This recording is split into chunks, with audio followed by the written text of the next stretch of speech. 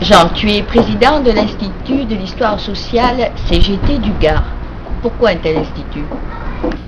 Oh, la CGT est une vieille dame. Elle fête ses 116 ans cette année. Par conséquent, on est riche d'une histoire de 116 ans. Elle est née en 1895. La même année d'ailleurs se tenait le congrès des bourses du travail à Nîmes. Nîmes, où a été édifiée la seconde bourse du travail de France tout de suite après Paris. Donc il nous semblait évident que cette richesse d'histoire, cette richesse historique devait être mise à disposition de la population. Pour l'instant, toute cette histoire, cette grande histoire de notre mouvement social, eh bien, on en conserve une bonne partie dans nos structures. On a des archives, il existe des archives à l'union départementale CGT, dans les unions locales, dans les structures, dans les syndicats, mais également chez des camarades, chez des habitants du Gard qui possèdent dans leur grenier, dans leur garage, une partie de cette histoire. Donc il nous a paru évident à un petit collectif d'arriver à remettre tout ça en commun, à l'exploiter et le mettre à disposition de la population. D'autant que, à l'heure où certains tentent de relire l'histoire, de la remodeler à leur sauce, nous avons là le devoir de rétablir la vérité. Même le Front National s'y met. Aujourd'hui, qui plus que lui ne donne dans le social? Alors nous aurons, nous, à replacer dans les différents contextes les positions de chacun. Nous allons avoir l'année prochaine le 50e anniversaire de la fin de la guerre d'Algérie. La CGT, il l'a payé très cher. Souvenons-nous de Charonne. Des militants de la CGT sont morts sous les coups de la police de l'époque. Aujourd'hui, le Front National utilise exactement le même langage que le préfet, que le ministre de l'Intérieur de l'époque.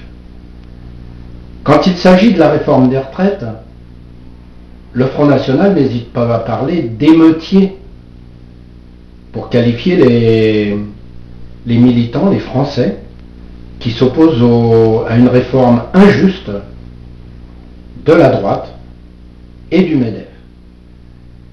Tout comme hier d'ailleurs.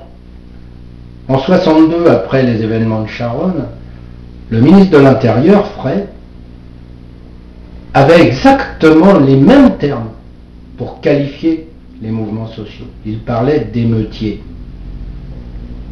Donc voilà un des sens. S'il n'y avait qu'une raison pour justifier un institut d'histoire sociale CGT, celle-là suffirait. Mais bien entendu, il y en a d'autres. C'est-à-dire tout au long de notre histoire, la CGT a participé à l'évolution de la société, au développement des sciences et des techniques.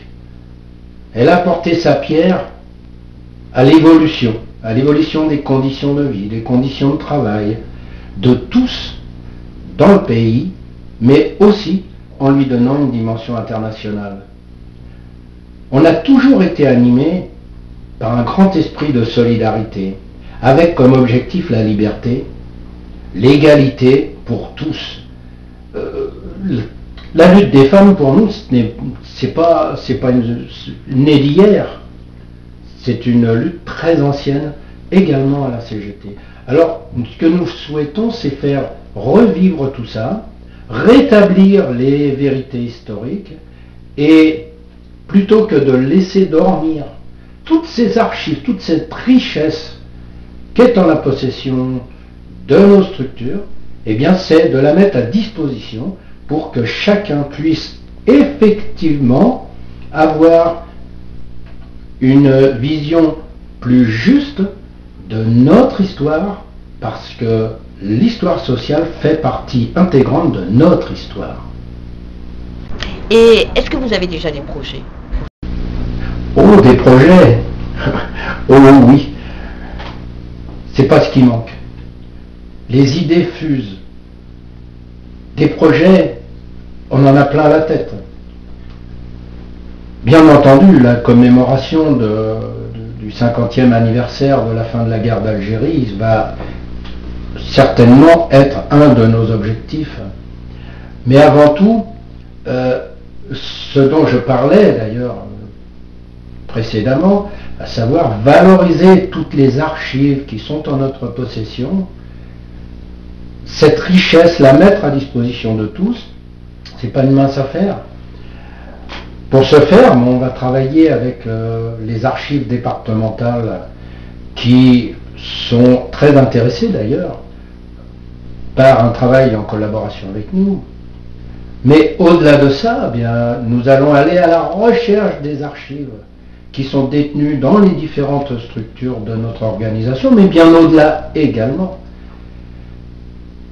Ensuite, eh bien, nous aurons un devoir, le devoir d'être porteurs de notre histoire sociale, de l'histoire du monde ouvrier, de l'évolution du salariat à tous les niveaux, dans les écoles, dans les collèges, dans les lycées, dans les universités. Nous organiserons également des colloques, des expositions retraçant la mémoire de nos anciens, leur participation dans les différents acquis qu'on est en train de remettre en cause aujourd'hui, et donc la réalité de ce qu'a été et de ce qu'est encore la lutte des classes aujourd'hui, avec une classe capitaliste plus forte que jamais et plus active que jamais.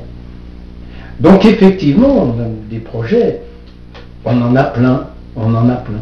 On va également s'efforcer de recueillir les témoignages de nos camarades âgés qui ont vécu une partie de notre histoire sociale. On a encore parmi nous d'anciens mineurs Sevenol, des travailleurs qui ont souffert, qui ont vécu maintes et maintes mouvements sociaux, maintes et maintes transformations du monde du travail, la disparition du textile, ou sa réduction du moins, les coups durs de certaines entreprises de la profession, les Cacharel et autres, l'entreprise de M. Bousquet. Vous savez, vous souvenez-vous, c'est celui qui avait comme doctrine « j'aime Nîmes » et qui a eu comme première démarche de fermer son entreprise et d'aller produire ailleurs, laissant des centaines de salariés sur le carreau. Donc des projets, oui, on en a plein. La difficulté, ça va justement être de tout mettre en œuvre. Là, on va manquer de bras, mais c'est une autre question. Et comment, par quels moyens, peut-on vous aider à travailler dans cet institut?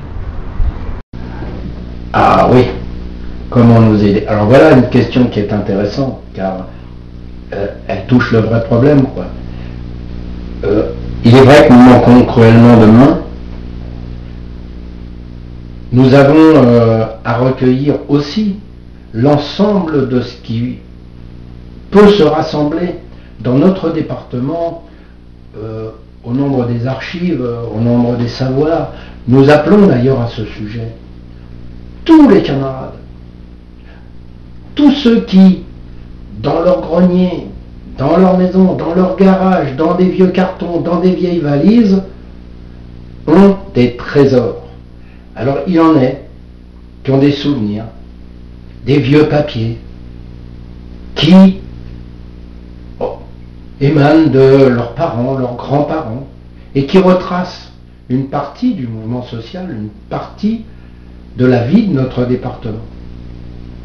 Je pense qu'il est important de de nous appeler, de voir dans quelles conditions on peut exploiter, mettre à disposition de tous, de la population, toute cette richesse qui pour le moment malheureusement dort. Alors ça c'est la première chose, c'est un appel que je lance. Dans les syndicats, dans les unions locales, et chez les camarades, cherchez, si vous trouvez, n'hésitez pas à nous contacter. Alors ça c'est là bien sûr la première chose à faire pour nous aider.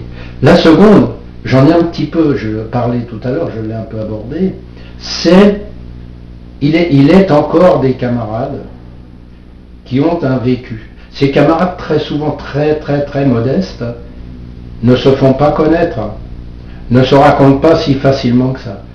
Eh bien, si autour de vous, dans la famille, dans l'environnement professionnel, vous avez connaissance d'un camarade, d'un vieux militant, d'un travailleur qui a vécu, subi pendant des années dans le monde du travail les coups, et puis ou qui a participé activement au mouvement social, eh bien, faites connaître les coordonnées à l'Institut d'Histoire Sociale. Nous ferons un plaisir de rentrer en contact avec lui, de l'interviewer, de le filmer, de recueillir les témoignages de façon à enrichir encore la documentation de notre institut. Et puis ensuite, la dernière façon de nous aider, et je dirais la plus active, eh bien, c'est d'adhérer à l'Institut d'Histoire Sociale. Pour ce faire, c'est extrêmement simple, il suffit de remplir le bulletin d'adhésion, vous le trouverez sur le site tout simplement, et de le retourner à la Bourse du Travail de Nîmes, tout simplement, et toutes les bonnes volontés seront bien accueillies parce qu'on a un réel besoin. Voilà, merci.